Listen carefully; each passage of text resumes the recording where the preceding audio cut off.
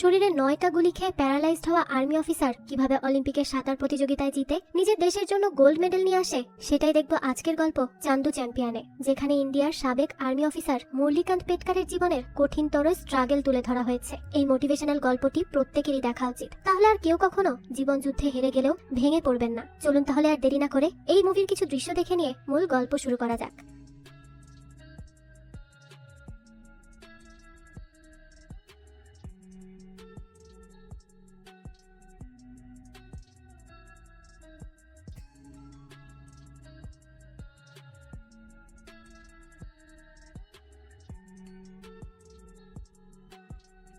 গল্পের শুরুতে দেখা যায় একজন আর্মি অফিসারের গায়ে গুলি লাগে, আর এই সব কল্পনা করেই আটকে ওঠে একজন ব্যক্তি যার নাম মুরলীকান্ত। তো সময়টা এখন 2017 সাল, আর এই জায়গার নাম হলো সাংলি, মহারাষ্ট্র। তো মুরলীকান্ত এখানকার পুলিশ স্টেশনে আসে আর বলতে থাকে, আমি ইন্ডিয়ার রাষ্ট্রপতির বিরুদ্ধে কেস করতে চাই চিটিং এর জন্য। পুলিশ তো এই কথা শুনে রীতিমতো নির্বাক যে এই লোক বলছে কি, কারণ একজন সাধারণ নাগরিক হঠাৎ করেই রাষ্ট্রপতির বিরুদ্ধে কেস করতে আসছে, তাও আবার চিটিং এর। এটা তো খুব বড় একটা অ্যালিগেশন। তো মুরলীকান্ত বলে, আচ্ছা তো আমার কেসটা রাখুন আর রিপোর্ট লিখুন, আমি যা যা বলছি সব লিখবেন। পুলিশও তখন তার কথা মতো লিখতে শুরু করে। মুরলীকান্ত কিছু নাম বলে যারা যারা তার সাথে চিটিং করেছে। এসব শুনে পুলিশ অফিসার জিজ্ঞেস করে, কি বলছেন, কি করে করলো তারা চিটিং? মুরলীকান্ত জানায়, 40 বছর হয়ে গিয়েছে, এখনো আমাকে অর্জুনা অ্যাওয়ার্ড দেওয়া হয়নি, তাই অনেক হয়েছে। এবার আমি লড়বো, আমার অধিকারের জন্য লড়বো। আমি তো ওই অ্যাওয়ার্ড পাওয়ার যোগ্য, তাহলে আমাকে কেন অ্যাওয়ার্ড দেওয়া হবে না? পুলিশ তখন বলে, ও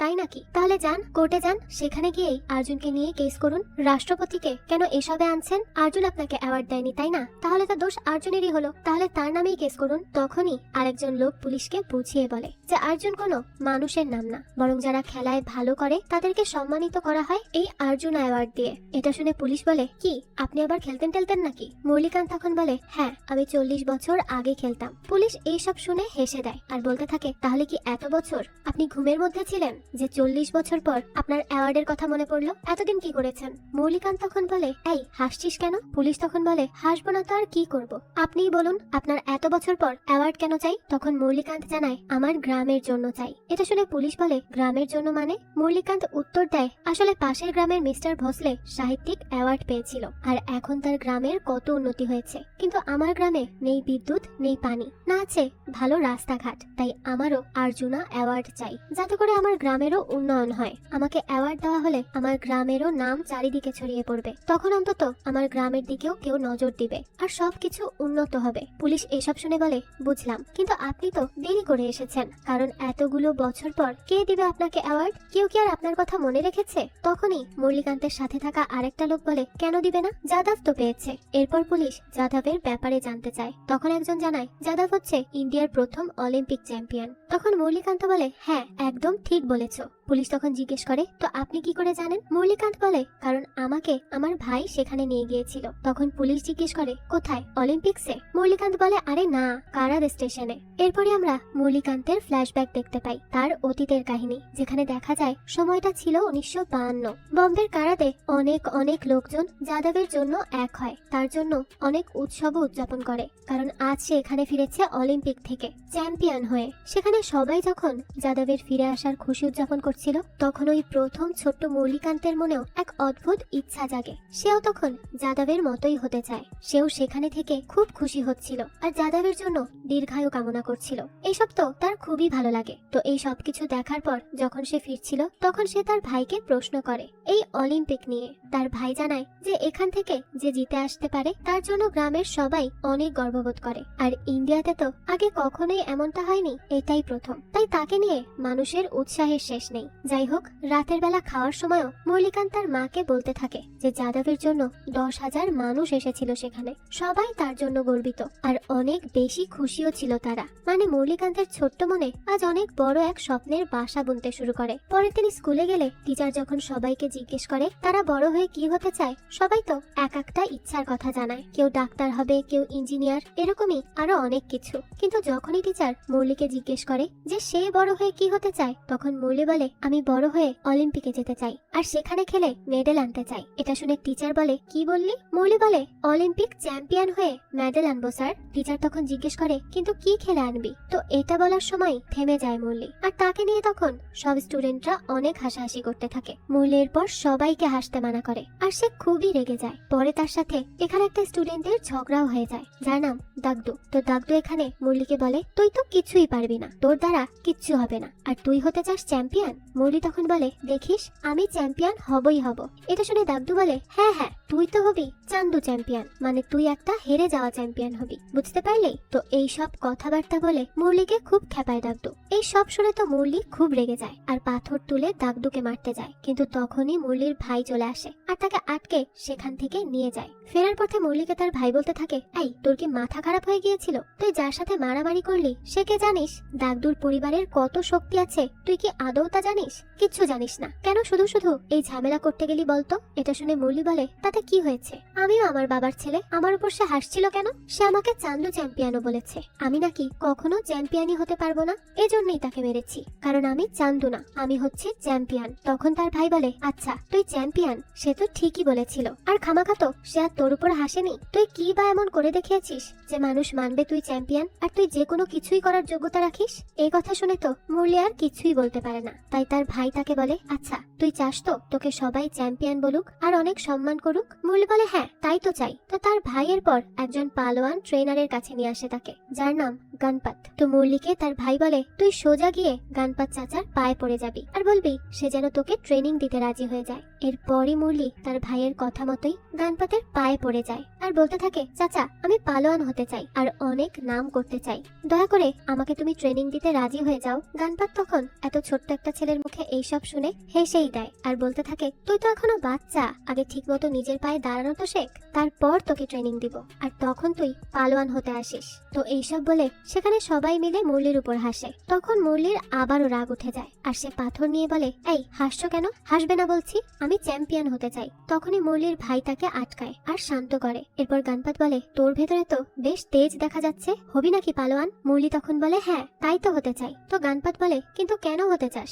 মুরলি জানায়, আমি চাই অলিম্পিক জিতে আসতে, আর যারা অলিম্পিক জেতে তারা অনেক সম্মান পায় আর অনেক ভালোবাসাও পায়। এসব শুনে গণপত বলে, অলিম্পিকের কোন মেডেল চাস তুই? মুরলি তখন জিজ্ঞেস করে, কি কি আছে শুনি। গণপত জানায়, 3টা মেডেল আছে, তার মধ্যে একটা ব্রোঞ্জের, সিলভারের আর গোল্ডের। মুরলি তখন বলে, সবচেয়ে উপরে কোনটা? গণপত জানায় গোল্ডেরটা। মুরলিও তখন খুব আত্মবিশ্বাসের সাথে বলে, আচ্ছা তাহলে তো আমি গোল্ডই জিতে আসবো। এরপরই শুরু হয় মুরলির ট্রেনিং। সে খুব মনোযোগ দিয়ে সবকিছু শিখতে শুরু করে, আর এখানে ট্রেনিং করতে আসার সময় মুরলি স্কুলেও অনেক ফাঁকি দিত। তো এইভাবে ট্রেনিং করতে করতে অনেকগুলো বছর চলে যায়। মুরলিও এখন বেশ বড় হয়ে গেছে। তো আজ গণপত তার পালোয়ানদেরকে বলে, আসলে আমার বোনের ছেলে দাগদু নতুন কুস্তি শিখেছে, এখন তার বাবা চায় এই গ্রামের সবাইকে দেখাতে যে তার ছেলে কুস্তিতে কত ভালো, তাই যদি কাল তোদের থেকে কেউ মিথ্যা মিথ্যা কুস্তি খেলে হেরে যেতি তাহলে খুব ভালো হতো। তো এই কথায় সব পালোয়ানরা মানা করে দেয় আর বলতে থাকে, আমাদের তো একটা সম্মান আছে ওস্তাদজি, আর যদি নতুন কোনো পালোয়ানের কাছে আমরা কেউ হেরে যাই তাহলে তো মানুষ আমাদের উপরেই হাসবে, এটা আমরা মেনে নিতে পারবো না। তো তখন একজন মুরলিকে দেখিয়ে বলে, ওস্তাদ মুরলিকেই এই কাজে পাঠিয়ে দিন, কারণ তার মাঝে শক্তি থাকলেও আপনি তো তাকে ঠিকমতো কুস্তি খেলার কৌশলই শেখাননি, তাই মুরলি পারফেক্ট হবে হারার জন্য। তো এরপরই সে মুরলিকে বলে দেয় যে কাল মাঠে আসতে খেলার জন্য। বেচারা মুরলি তো অনেক বেশি খুশি ছিল এটা জেনে, কারণ কাল তার প্রথম কুস্তি, আর সে জিতে গেলে গ্রামের কেউই তার উপর আর হাসাহাসি করবে না। এদিকে মুরলি যখন বাড়িতে জানায় এই সব কথা, তখন তার বাবা তাকে বলে, আজ তোর পরীক্ষার রেজাল্ট দিবে আর তুই বলছিস কুস্তি খেলতে যাবি? আজ থেকে তোর এইসব কুস্তিগিরি সব বন্ধ, আগে নিজের যোগ্যতায় 1 টাকা কামাই করে নিয়ে আয় বাড়ি, তারপর দেখা এইসব কুস্তি। এসব কুস্তি খেলে কোনো লাভ নেই, খামোখা সময় নষ্ট। এসব শুনে মুরলি বলে, বাবা প্লিজ আজ আমাকে যেতে দাও, আজ আমার প্রথম খেলা, আর আমি এটাতে জিতে গেলে আমি অলিম্পিক যেতে পারবো। এইসব শুনে মুরলিকে তার বাবা থাপ্পড়ি দিয়ে দেয় আর বলতে থাকে, আবার সেই অলিম্পিক অলিম্পিক, তুই জানিস তোর উপর কত মানুষ হাসাহাসি করে, তোকে কি বলে মানুষ জানিস তুই? মুরলি তখন বলে, বাবা প্লিজ আমাকে এই সুযোগটা দাও, আমি আজ প্রমাণ করে দিব আমি কি পারি, আর তারপর আমার উপরও আর কেউ হাসবে না, কেউ আমাকে আর চান্দু চ্যাম্পিয়ন বলবে না। তখনই মুরলির বাবা মুরলির কান ধরে বলে, আচ্ছা আগে তুই আয় স্কুলে, যদি তোর রেজাল্টটা আসে যে তুই পাশ করেছিস তাহলেই আমি তোকে যেতে দিব, না হলে না, তাই চল আমার সাথে। তো এরপরই তারা স্কুলে আসে। তখনই মুরলি দেখে সে প্রতিবারের মতো এবারও ফেল করেছে। তাই সে এবার তার বাবার চোখ ফাঁকি দিয়ে চলে আসে মাঠে, কারণ আজ যে তাকে খেলতেই হবে। তো এরপরই শুরু হয় দাগদুর সাথে তার কুস্তি। সেখানে সবাই মুরলিকে এখানে দেখে বেশ হাসাহাসি করতে থাকে, কারণ তারা তো জানেই যে সে কিচ্ছু পারবে না। এরপর অনেকক্ষণ লড়াই করার এক পর্যায়ে মুরলির মনে পড়ে তাকে করা মানুষের সব তাচ্ছিল্যের কথা, আর এখানে মানুষ তাকে টাকাও দিবে যদি সে জিতে যায়। তার বাবাও তো বলেছে নিজের যোগ্যতায় 1 টাকা হলেও আগে কামাই করে আনতে। তাই এবার মুরলি তার করা এতদিনের সব ট্রেনিং এর রেজাল্ট দিয়ে দেয়, আর এখানে সে পাশও করে যায়। অর্থাৎ দাগদুকে একেবারে কাঁধে তুলে সে বলতে থাকে, আমি চান্দু চ্যাম্পিয়ন না, আমি হচ্ছি চ্যাম্পিয়ন। এটা দেখে তো সবাই শকড হয়ে যায় মুরলির এইরকম দক্ষতা দেখে, এমনকি তার ওস্তাদ গানপাতও অবাক হয়। এরপরই এই লড়াইয়ে জিতে যায় মুরলি, আর পাতিল তো রেগে গানপাতকে বলে, তুই আমাকে ধোকা দিয়েছিস, অপমান করেছিস, তোকে ছাড়বো না, আমি তোর লোকেদেরকেও ছাড়বো না। গানপাত তখন বলে, আরে আমি সত্যিই জানতাম না এই মুরলি এরকম খেলা পারে, আমি আগে কখনোই তাকে খেলতে দেখিনি। তো পাতিল তো কোনো কথা শুনতেই রাজি ছিল না। আসলে মুরলিকে গানপাত এতদিন সেরকম কোনো ট্রেনিং দেয়নি, কৌশল শেখায়নি, কিন্তু সে আশেপাশের সবাইকে দেখে ঠিকই কুস্তির কৌশলগুলো শিখে নিয়েছিল। তাই সে আজ এত ভালো খেলেছে আর সবাইকে অবাক করে দিয়েছে। যাই হোক, এদিকে মুরলি যখন সব টাকা হাতে নিচ্ছিল তখনই তাকে তার ভাই বলে, মুরলি তুই যা করেছিস ঠিক করিসনি, এবার তোকে পাতিলের লোকেরা বাঁচতে দিবে না, তাই তুই যত দ্রুত দৌড়াতে পারিস তত দ্রুত দৌড়ে এখান থেকে চলে যা। পরে শুরু হয়ে যায় অনেক মারামারি, আর সেখান থেকে খুব কষ্টে দৌড়ে পালিয়ে আসে মুরলি। সে পুনের একটা ট্রেনে উঠে পড়ে আর চলে আসে পুনের স্টেশনে। সেখানে এসেই সে তার একজন সাথীর থেকে জানতে পারে যদি আর্মিতে জয়েন করে কেউ তাহলে আর্মির আন্ডারেই অলিম্পিকের খেলা শেখা যায়। তাই এবার মুরলি অলিম্পিক জেতার জন্য আর্মিও জয়েন করতে যায়, আর এখানে সে এবং তার সাথী দুজনেই সিলেক্ট হয়ে যায়। তো এরপর স্বাভাবিকভাবেই কঠিন কঠিন ট্রেনিং এর মাঝে দিয়ে মুরলি যেতে শুরু করে, তবে তার তাতে কোনোই অভিযোগ ছিল না, সে শুধু যে কোনো মূল্যে ওই অলিম্পিক খেলতে চায়। তো একদিন রাতের বেলা যখন মুরলি তার সাথীদের কাছে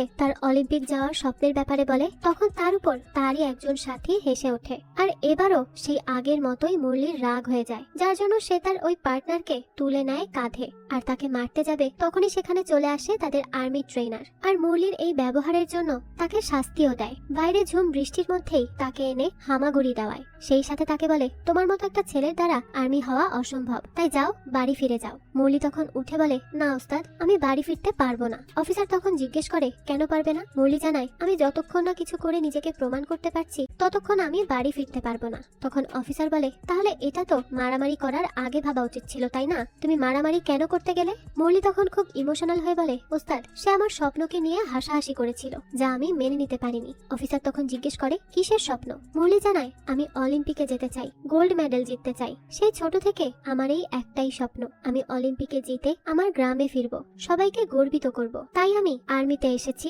শিখতে। এখানে থাকলে নাকি অলিম্পিকের জন্য ট্রেনিংও করা যায়। অফিসার তখন বলে, হ্যাঁ তা তো, কিন্তু কোন খেলায় অলিম্পিক জিততে চাও তুমি? মুরলি জানায়, আমি একজন পালোয়ান ওস্তাদ। অফিসার তখন বলে, আর্মিতে তো পালোয়ানের কোনো ট্রেনিং হয় না, তবে পালোয়ানদের জন্য একটা খেলা আছে যা শেখানো যাবে, তাই তুমি কাল আমার সাথে দেখা করো। তো এখানে অফিসার মুরলির স্বপ্নের প্রতি এত আবেগ, ভালোবাসা আর আত্মবিশ্বাস দেখে তাকে একটা সুযোগ দিয়েই দেয়। তো পরের দিনই মুরলি আসে একটা বক্সিং সেটে, যেখানে শুধু বক্সিং খেলা শেখানো হয়, আর অফিসার তাকে এই বক্সিং এর কথাই বলেছিল। তো এখানকার ট্রেনারের নাম হচ্ছে টাইগার। টাইগার যখন জানতে পারে মুরলি বক্সিং এর কিচ্ছু জানে না, কিন্তু সে এখানে এসেছে, তখন মুরলিকে সে যেতে বলে, কিন্তু মুরলি অনেক রিকোয়েস্ট করে তাকে বলে একটা সুযোগ দিতে। পরে টাইগারকে ইশারায় মুরলির আর্মি ট্রেনারও বলে যেন সে তাকে একটা সুযোগ দেয়। এরপর মুরলির সাথে একজনকে খেলতে দেয় টাইগার, আর বলে যদি মুরলি 1 মিনিটের মাঝেই তাকে একটা পাঞ্চ দিতে পারে তাহলে সে এখানে ট্রেনিং নিতে পারবে, তাছাড়া তার ট্রেনিং করা হবে না। তো এরপরই মুরলি খেলা শুরু করে, কিন্তু তার খেলার নিয়ম না জানা থাকায়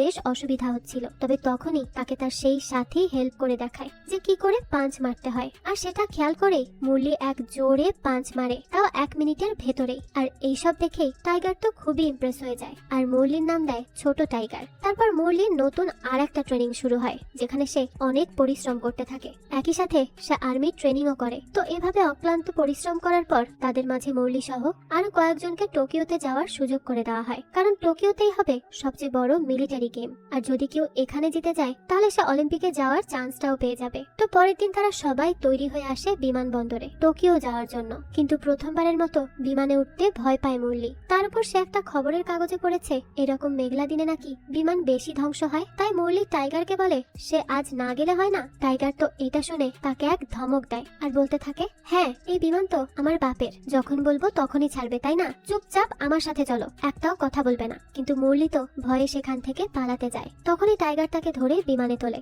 এরপরই বিমান ছাড়ার পর শুরু হয় মুরলির চিৎকার, তার সাথে বাকিরাও চিৎকার দিয়ে ওঠে। তো এখানে খুব ফানি কিছু মুহূর্ত দেখা যায়। এরপরই তারা অবশেষে চলে আসে টোকিওতে। তখন সালটা ছিল 1964। একে একে সব আর্মিরা মাঠে নামে। সেখানে মুরলিও খুব হাসি খুশি হয়েই আসে। তো রাতে এখানে একটা পার্টিও রাখা হয় সব আর্মিদের জন্য। সেখানে টাইগার মুরলির সাথে পরিচয় করিয়ে দেয় নয়নতারা নামের একজন জার্নালিস্টের। এখানে মুরলির বন্ধু কারনাইলও ছিল, আর সে পরে নয়নতারার সাথে নিজেদের পরিচয় করায়। মুরলি তো প্রথম দেখাতেই একটু মনে মনে পছন্দ করে ফেলে নয়নতারাকে। যাই হোক, এখান থেকে পরের দিন শুরু হয় তাদের বক্সিং ম্যাচ। ম্যাচ শুরু হওয়ার আগে ট্রেনিং এর সময় টাইগার মুরলিকে সব খেলোয়াড় সম্পর্কে বলে। আর সেখানে 4 বারের চ্যাম্পিয়নও ছিল, যার নাম মেহমেদ। তো এরপরই শুরু হয় খেলা। একের পর এক ম্যাচ জিতে যায় মুরলি। আর সে যেদিন মেহমেদের সাথে আসে খেলতে, তখন সে খুব রেগে যায় তার উপর, কারণ সে মুরলির উপর হাসছিল। টাইগার তখন তাকে শান্ত করে আর বলে, রাগ না করে বুদ্ধি দিয়ে কাজ করতে হবে। খেয়াল করে দেখ, মেহমেদের ডান হাত কম চলছে, তাই বুঝে শুনে মারবি।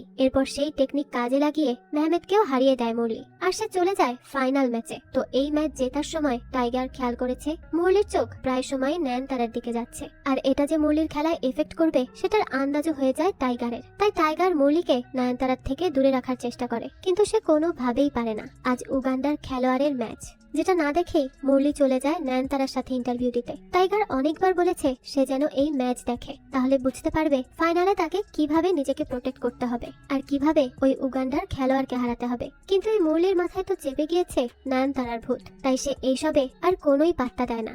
এরপর সে ইন্টারভিউ দিতেই বিজি হয়ে যায়। আর এদিকে উগান্ডার খেলাও শেষ হয়ে যায়। তো যখন ফিরে আসে মুরলি, তখন তাকে টাইগার বলে, আমি কিছু বলতে চাইছি না তোকে, কিন্তু মনে রাখিস যদি 1 সেকেন্ডের জন্য তোর চোখ উগান্ডার খেলোয়াড়ের থেকে সরে, তাহলে তোর ফাইনাল ম্যাচ শেষ, গোল্ড মেডেল শেষ, আর সেই সাথে তোর স্বপ্ন অলিম্পিকও শেষ।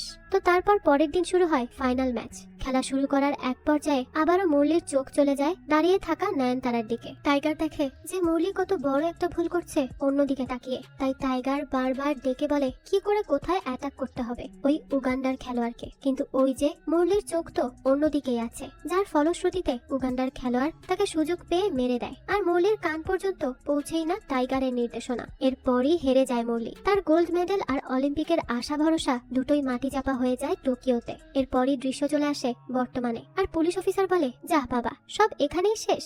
মুরলি তখন বলে, হ্যাঁ, আমি এই সিলভার মেডেল নেওয়ার জন্য 2 দিন পর হুঁশ পাই। সেদিন উগান্ডার খেলোয়াড়ের হাতে মার খেয়ে আমার হুঁশ ছিল না। তখন পুলিশ অফিসার বলে, কিন্তু সিলভার মেডেল দিয়ে তো অর্জুন অ্যাওয়ার্ড দিবে না, এখানে মুরলির সাথে তার ছেলেও ছিল। তাই সে বলে, কিন্তু সিলভার মেডেলের জন্য তো আসেনি এখানে। পুলিশ তখন জিজ্ঞেস করে, তাহলে কি আরো কাহিনী আছে, কি বলুন তো? তখনই কনস্টেবল এসে বলে, স্যার পরে শুনবেন, চলুন আগে কোর্টে যাই। তখন পুলিশ অফিসার বলে, এই তুই চুপ থাকতো, কত ইন্টারেস্টিং কাহিনী বাকি আছে, আগে সেটা শুনে নেই, তারপর যা করার করব। তো এখানেই কি টাইগার আর বক্সিং এর কাহিনী শেষ? মুরলি বলে, না। তারপর আমাকে কাশ্মীর পাঠানো হয় পোস্টিং দিয়ে, কিন্তু টোকিও থেকে ফেরার পর আমার সাথে টাইগার স্যার আর কথাই বলেননি। 2-3 মাস এভাবেই চলে যায়। এরপরই আমার কাছে একটা চিঠি আসে। পুলিশ তখন জিজ্ঞেস করে, কোথা থেকে? অলিম্পিক থেকে? মুরলি জানায় না। এরপর আমরা এবার কাশ্মীর 1964 সালের দৃশ্য দেখি, যেখানে মুরলি চিঠিটা নিয়ে খুব খুশি হয় আর চলে আসে টাইগারকে দেখাতে। টাইগার চিঠিটা খুলে দেখে আর মুরলি বলে, দেখুন স্যার, আমি আগামী বছরের এশিয়া গেমস এর জন্য সিলেক্ট হয়ে গেছি। আমার র্যাঙ্ক এশিয়াতে নাম্বার 1 স্যার। ওই যে উগান্ডার খেলোয়াড় যে আমাকে হারিয়েছিল, তার থেকেও আগে আমি আছি। তাই আমি যদি এশিয়া গেমসে জিতে যাই, তাহলে আমি এখনো অলিম্পিকে যেতে পারবো। তো তারপর টাইগার চিঠিটা আবারও মুরলির হাতে ধরিয়ে দেয় আর নিজের কাজ করতে লেগে পড়ে। তখন মুরলি বলে, স্যার এবার সত্যি আর কোনো ভুল হবে না। আমি প্রথমবার দেশের বাইরে গিয়েছিলাম, তখন আমার চোখে আলো ছিল বেশি, যার জন্য আমি ভুল করে ফেলেছি। আমি সত্যি আর এরকম কিচ্ছু করবো না স্যার, আমাকে একবার বিশ্বাস করুন। টাইগার তখন বলে, দেখ মুরলি, তোর আর আমার সব শেষ, নতুন করে কিছুই আমি করতে পারবো না তোর জন্য, আমি তোকে ট্রেন করতে পারবো না। মুরলি তখন বলে, স্যার আমাকে আর একটা চান্স দিয়ে দিন প্লিজ স্যার। তখনই মুরলির বন্ধু কারনাইলো বলে তাকে একটা দ্বিতীয় সুযোগ দিতে। কিন্তু টাইগার বলে, মুরলি, আমি তোকে যখন প্রথম দেখি তখন আমি তোর ভেতরে একটা জেদ দেখেছিলাম, যা আমার চোখেও ছিল এক সময়। তুই কি জানিস, আমিও একদিন তোর মতোই স্বপ্ন দেখতাম যে আমি অলিম্পিকে যাব, দেশের নাম উজ্জ্বল করব, কিন্তু আমি পারিনি, আমার কপালে সেটা ছিল না। এরপর আমি যখন তোকে দেখি তখন আমি নিজেকে দ্বিতীয় সুযোগ দেই। তাই তুই ছিলি আমার জীবনের দ্বিতীয় চান্স। আমি ভেবেছিলাম তোর মাধ্যমেই আমার অসম্পূর্ণ স্বপ্নকে পূর্ণতা পেতে দেখতে পারবো। পারবো, কিন্তু তুইও তো আমার মতোই হেরে গেলি কিছু হওয়ার আগেই। তো এখানে তারা যখন এসব নিয়ে তর্ক বিতর্ক করছিল তখনই আক্রমণ হয়। তো এর ফলেই সেখানে মারা যায় মুরলির একমাত্র বন্ধু কার্নাইল। মুরলির তো বিশ্বাসই হয় না যে তার বন্ধু আর নেই। এরপর সে টাইগারকে বাঁচাতে যায়। তখন টাইগার বলে পানি খাবো। মুরলি তখন অনেক কষ্ট করে পানির কাছাকাছি আসে, কিন্তু তখনই তার বুকেও গুলি লাগে। একের পর এক গুলিবিদ্ধ হতে থাকে মুরলি। তার গায়ে একটা একটা করে গুলি বর্ষণ হয় 9টা।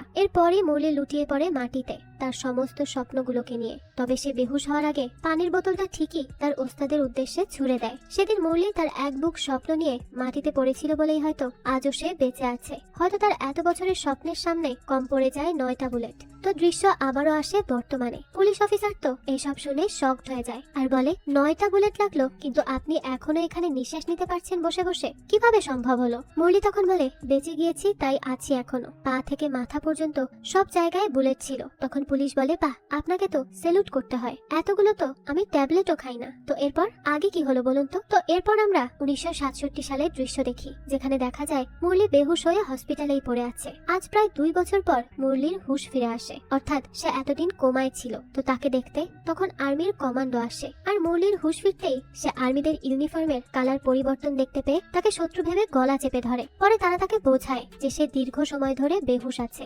এতদিনে আর্মির ইউনিফর্মও বদলে গিয়েছে। তো পরে মুরলি সরি বলে, কিন্তু যখন সে নিজে থেকে উঠতে যায় তখন দেখে সে আর উঠতে পারছে না। ডাক্তার তখন জানায় আসলে মুরলির বডির সব পার্টেই বুলেট ছিল। আমরা প্রায় সবগুলো বের করতে পারলেও যে বুলেটটা মুরলির মেরুদণ্ডতে ছিল সেটা আর বের করা সম্ভব হয়নি। আর এটা খুব কঠিন সার্জারি, যা এখানে সম্ভব না। হয়তো কোনো ভালো উন্নত হসপিটালে সম্ভব হলেও হতে পারে। কমান্ডো তখন মুরলিকে বলে মুরলি, তুমি চিন্তা করো না, আমরা তোমাকে সবচেয়ে বেস্ট হসপিটালে নিয়ে যাব, আর সেখানেই তোমার সার্জারি হবে, আর বুলেটও বেরিয়ে আসবে। তুমি আবারও আগের মতো উঠে দাঁড়াতে পারবে, তাই এসব নিয়ে একদম চিন্তা করবে না। এরপরই তাকে নিয়ে আসা হয় নতুন একটা হসপিটালে। সেখানে মুরলির অপারেশনও হয়। তো অপারেশন শেষে মুরলির যখন হুঁশ আসে তখন সে দেখে তার মা বাবা ভাই সবাই এসেছে। মুরলি তাদেরকে দেখে উঠে বসতে চায়, কিন্তু সে নিজে থেকে উঠতে পারছিল না। অসহায় মুরলি তখন ডাক্তারের দিকে তাকায় আর বলে কি হয়েছে ডাক্তার, আমার বুলেট বেরিয়ে এসেছিল তো? ডাক্তার তখন বলে সরি মুরলি, আমরা চেষ্টা করেছি কিন্তু সম্ভব হয়নি। যদি আমরা এই বুলেট বের করতে যেতাম তাহলে তোমার আরো বড় রকমের ক্ষতি হয়ে যেত, হতে পারতো তুমি আজীবনের জন্য প্যারালাইজড হয়ে গিয়েছো, তাই আমরা আর ঝুঁকি নেইনি। মুরলি তখন বলে আমি তো একজন খেলোয়াড় স্যার, আমি এখন এই জীবন নিয়ে কি করব? আমি তো কখনো নিজের পায়ে দাঁড়াতেই পারবো না। মুরলির মা তখন বলে না, সব ঠিক হয়ে যাবে মুরলি, তুই আমার কাছে ফিরলে দেখবি ধীরে ধীরে সব স্বাভাবিক হয়ে গেছে, তাই প্লিজ তুই আমাদের সাথে ফিরে চল। মুরলিও তখন তাদের সাথে যাওয়ার জন্য রাজি হয়ে যায়। তারপর মুরলি আর তার ভাই একসাথে একা কিছু কথা বলে। সেখানে মুরলির ভাই তাদের বর্তমান অবস্থা কতটা খারাপ সেটা জানায়। সে বলে দেখ মুরলি, আমি তোকে খুব ভালোবাসি ভাই, কিন্তু তুই যদি এখানে থাকিস তাতেই তোর ভালো, তোর দেখভাল হবে, তোর কোনো কিছুরই অভাব হবে না, কিন্তু আমাদের সাথে গেলে অভাবে থাকবি। আর আমার স্ত্রী সন্তানও আছে, বাবা কাজ করেন না, আর মা তো জানিসই। তাই ভাই আমি বলছি না যে তুই বাড়ি আসিস না, বরং আমি বলছি তুই যেখানে ভালো থাকবি সেখানেই থাক। এই সব কথা শুনে মুরলি খুব কান্না করে। আজ মুরলি তার ভাইয়ের কাছ থেকেও আলাদা হয়ে যায়, অসহায় হয়ে যায়। এরপর মুরলি আর তার মায়ের আঁচলের নিচে ফিরতে পারে না। সে কাঠের পুতুলের মতো নিজের মায়ের বিদায় দেখছিল। এরপর দৃশ্য আবারও আসে বর্তমানে, যেখানে এই কাহিনীটুকু শুনে চোখ ভিজে যায় থানার সবার। তারপরই দেখা যায় পুলিশ অফিসারকে কোর্টে ইমার্জেন্সি ভাবে যেতে হবে বলে সে সেখান থেকে চলে যায়। তাই মুরলি এবং তার ছেলেও একটা বাসে করে ফিরে আসে। সেখানে মুরলিকে তার ছেলে প্রশ্ন করে বাবা, তুমি তো আমাকে কখনোই বলনি চাচা তোমার সাথে এরকম করেছিল। মুরলি তখন বলে এর থেকেও বড় একটা কথা আছে যা আমি কাউকে বলিনি। তার ছেলে তখন জিজ্ঞেস করে কি বাবা, আমাকে বলো। মুরলি তখন বলে হয়তো তুই এখন বুঝতে পারবি, কারণ তুই এখন বেশ ভালোই বড় হয়েছিস। তো সে বলে সেদিন আমার জন্মদিন ছিল, যদিও আমার জীবনের আনন্দ বলতে কিছুই বাকি ছিল না, কিন্তু হসপিটালের সবাই আমাকে জোর করলো, তাই আমি কেক কাটতে বসি। এরপর আমরা আবারও একটা ফ্ল্যাশব্যাক দেখি। টপাস নামের একজন লোক যেই হসপিটালে ওয়ার্ড বয়ের কাজ করে, সে আজ টাকার বিনিময়ে হুইস্কি এনে দেয় মুরলিকে, আর হুইস্কির সাথে ঘুমের ওষুধ মিশিয়ে মুরলি খেয়ে নেয় মরার জন্য। কিন্তু সে আবারও বেঁচে যায়, কারণ বমির সাথে সব বেরিয়ে চলে আসে। তো সেদিনই মুরলি সিদ্ধান্ত নেয় যে সে বাঁচবে, কারণ এতবার সে মৃত্যুর মুখ থেকে ফিরে এসেছে। তার তাহলে সে এত তাড়াতাড়ি মরার জন্য আর হেরে যাওয়ার জন্য নিশ্চয়ই আসেনি। তাই এরপর মুরলি সিদ্ধান্ত নেয় সাঁতার শেখার। সে বক্সিং তো দাঁড়িয়ে করতে পারবে না, কিন্তু সাঁতার তো পারবে। নিজের সব দিয়ে সে চেষ্টা করতে নেমে যায় সুইমিং পুলে। তখনই সেখানে আসে টাইগার, অর্থাৎ সেদিন টাইগার বেঁচে গিয়েছিল। তো তারপর টাইগার আর মুরলি কথা বলে বসে, যেখানে টাইগার বলে যুদ্ধ খুব খারাপ জিনিস হয় ছোট, যে শুরু করে তার কিচ্ছু হয় না, কিন্তু যে এটার বিরুদ্ধে লড়াই করে তারা সব হারায়। মুরলি বলে কার্নাইল আমার প্রথম এবং শেষ বন্ধু ছিল। সে যদি আমাকে সেদিন হাত বাড়িয়ে ট্রেনে না তুলতো, আমি হয়তো ওই গ্রামেই পড়ে থাকতাম, না হলে মরে যেতাম। আর সেই কিনা আমার চোখের সামনে শেষ নিঃশ্বাস ত্যাগ করলো। আমি কিছুই করতে পারিনি স্যার তার জন্য। টাইগার তখন বলে আমি তোমাকে একটা জায়গায় নিয়ে চলি, চলো। মুরলি তখন জিজ্ঞেস করে কোথায় স্যার? এরপর দেখা যায় মুম্বাই 1968 সাল। সেখানে বক্সিং হচ্ছে, হাজার হাজার মানুষ এসেছে, আর সেই দর্শকদের সারিতেই আজ আছে মুরলি আর টাইগারও। ছোটবেলা থেকেই মুরলি এই দাঁড়া বক্সারের ফ্যান ছিল। আজ তাকে সরাসরি খেলতে দেখে খুবই এক্সাইটেড হয়ে যায় সে। টাইগার তখন বলে দেখছিস, সে 40 বছর বয়সের, কিন্তু এখনো ফাইট করছে। তুই জানিস কেন?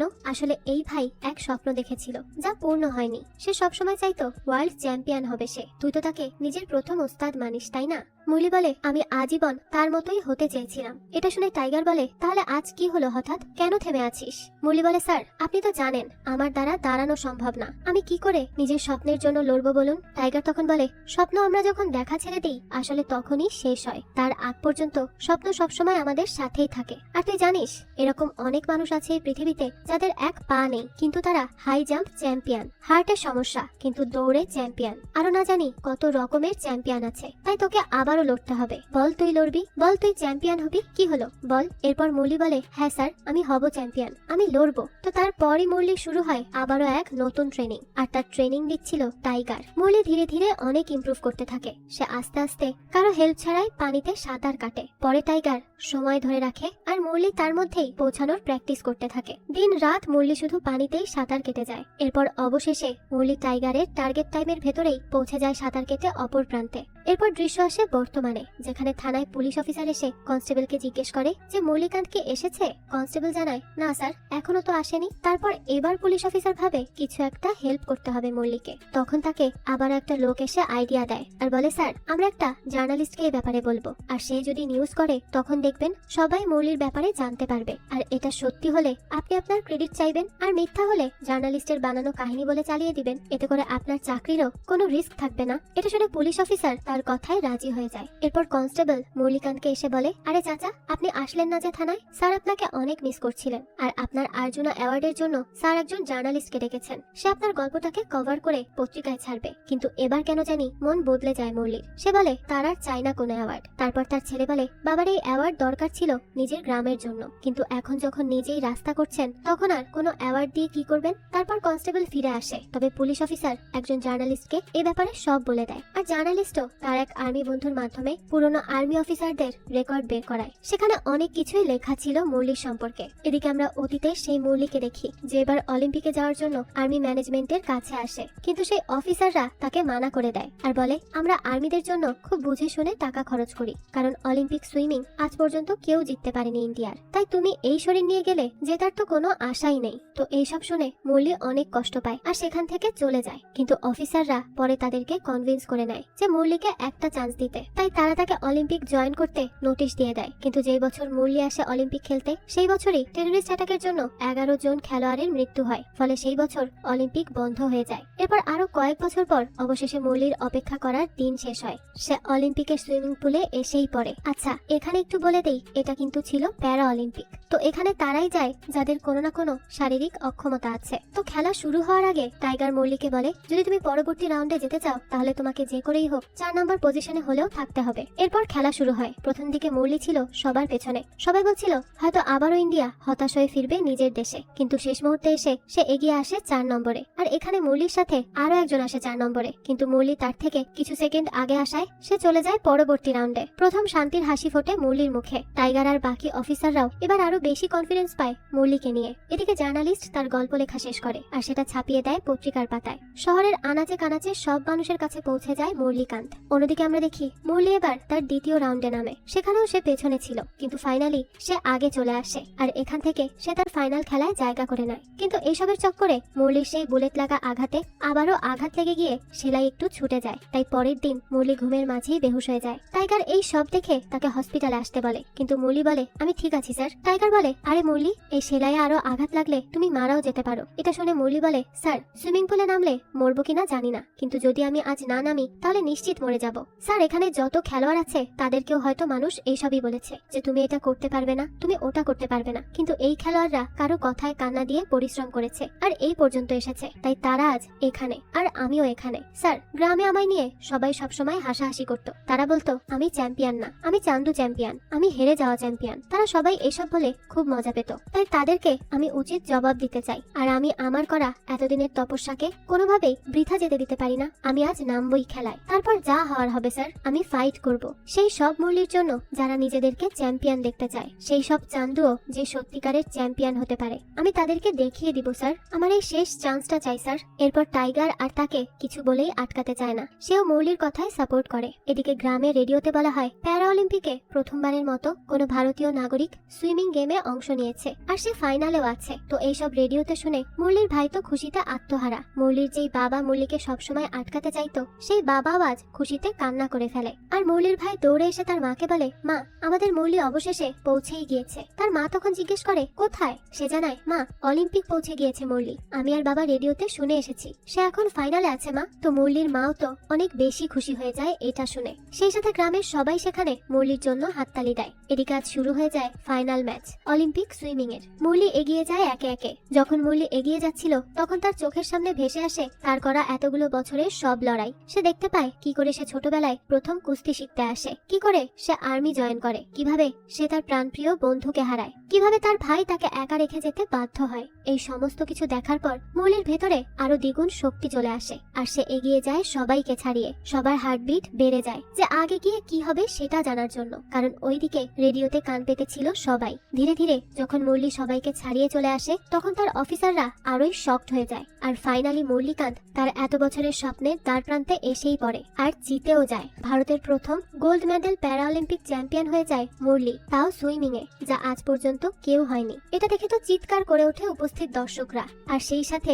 ইন্ডিয়ায় তার সমর্থকরা। খুশিতে আজ সবার চোখেই পানি। টাইগার তার অসম্পূর্ণ অলিম্পিকের স্বপ্ন আজ পূরণ হতে দেখলো। ইন্ডিয়া পেয়ে গেল বিদেশের মাটিতে তাদের পতাকা উড়ানোর জায়গা। এরপর সেদিন তো মুরলি জিতে যায়, কিন্তু এই অসাধারণ কাহিনীটা সময়ের কোনো এক পাতায় আটকা পড়ে যায় আর অন্ধকারে হারিয়ে যায়। তাই আবারও সেটাকে ফিরিয়ে আনার জন্য জার্নালিস্ট তার পাতায় লিখে দেয়। আমি মনে করি মুরলিকান্তের মতো এক অসাধারণ জীবনযোদ্ধার কাহিনী ইতিহাসের পাতায় সঠিক জায়গাটা পাওয়া উচিত। তাই আমি তার সেই জীবনটাকেই একটা ছোট্ট পাতায় নিয়ে এসেছি, তার সঠিক অধিকার যেন তাকে দেওয়া হয় এই আশায়। তো এরপর বর্তমানে মুরলির কাছে আসে মিনিস্টার বিশ্বাস আর সে এসেই বলে মুরলিকান্ত স্যার, আপনি অর্জুন অ্যাওয়ার্ডের জন্য অ্যাপ্লাই করতে চেয়েছেন, কিন্তু সরকার সিদ্ধান্ত নিয়েছে আপনাকে এটা দিবে না। আপনি দেশের জন্য যা করেছেন তাতে আপনি এর থেকেও বড় অ্যাওয়ার্ডের অধিকারী, তাই সরকার ভারতের পক্ষ থেকে আপনাকে পদ্মশ্রী অ্যাওয়ার্ড দিতে চেয়েছেন। এটা শুনে মুরলির ছেলে বলে কি পদ্মশ্রী? বাবা, তুমি শুনেছ? মুরলিকান্ত আজ নিজের যোগ্য সম্মান পেয়ে স্তব্ধ হয়ে দাঁড়িয়ে থাকে। এরপর আসে 2018 সাল আর আজ মুরলিকে পদ্মশ্রী অ্যাওয়ার্ড দিয়ে সম্মানিত করা হয়। এটা ছিল একটা সত্যিকারের গল্প, তাই এখানে রিয়েল কিছু ফুটেজও দেখানো হয়। তো এরপর মুরলি ফিরে আসে সেই কারাদে স্টেশনে, যেখানে সফলতা নিয়ে ফিরে আসাটা ছিল তার স্বপ্ন। আজ তার জন্য হাজার হাজার মানুষ এসেছে সেখানে। তবে মুরলির চোখ আটকায় ভিড়ের মাঝে থাকা সেই বাচ্চা মেয়েটার দিকে, যে তার বাবার কাঁধে করে এসেছে, ঠিক যেমন করে মুরলি একসময় এখানে এসেছিল তার ভাইয়ের কাঁধে করে, ঠিক সেভাবেই। আর এর মাধ্যমেই এখানেই গল্পটি শেষ হয়ে যায়। তো তারপর আমাদের কিছু রিয়েল ইনফরমেশন দেওয়া হয় মুরলিকান্ত সম্পর্কে। সে তার জীবনে অনেক ইন্টারন্যাশনাল মেডেল পেয়েছে। পরে 1972 সালে মুরি উষা নামের একজনকে বিয়ে করে সে, আর তাদের 5 সন্তান হয়। সে তার পরিবারের সাথে পুনে থাকতো আর তার বডির সেই বুলেটটা এখনো একই রকম ভাবেই আটকে আছে। কিন্তু পৃথিবীর কোনো বুলেটই কোনোভাবে মুরলিকান্তকে আটকে রাখতে পারেনি। তাই মুরলিকান্ত সেই সমস্ত হেরে যাওয়া চ্যাম্পিয়নের জন্য একটা আশার প্রদীপ হয়ে আজীবনের জন্য জ্বলে আছে আর থাকবেও। তো এই তো ছিল আজকের গল্প। মুরলিকান্তের এই গল্পটা আপনাদের কাছে কেমন লেগেছে সেটা অবশ্যই আমাদের কমেন্ট করে জানাবেন। যদি এতটুকুও ভালো লেগে থাকে তাহলে একটি লাইক দিয়ে যাবেন। থাকবেন। আর হ্যাঁ, আমাদের এই চ্যানেলে কিন্তু প্রতিনিয়তই নতুন নতুন ভিডিও আপলোড করা হয়। সেই সব ভিডিওর আপডেট পেতে আমাদের চ্যানেলটিকে সাবস্ক্রাইব করে বেল আইকনে অল দিয়ে রাখতে কিন্তু ভুলবেন না। আর এই সম্পূর্ণ মুভিটি আমাদের টেলিগ্রাম চ্যানেলে আপলোড দেওয়া আছে। এই মুভিটি যদি দেখতে চান তাহলে কমেন্ট বক্সে দেওয়া লিংক থেকে জয়েন করে নিন আমাদের টেলিগ্রাম চ্যানেলে। আজকে তাহলে এই পর্যন্তই, আবারও হাজির হব নতুন কোনো ভিডিও নিয়ে। সেই পর্যন্ত সবাই ভালো থাকবেন আর আমাদের চ্যানেলের সাথেই থাকবেন। ধন্যবাদ।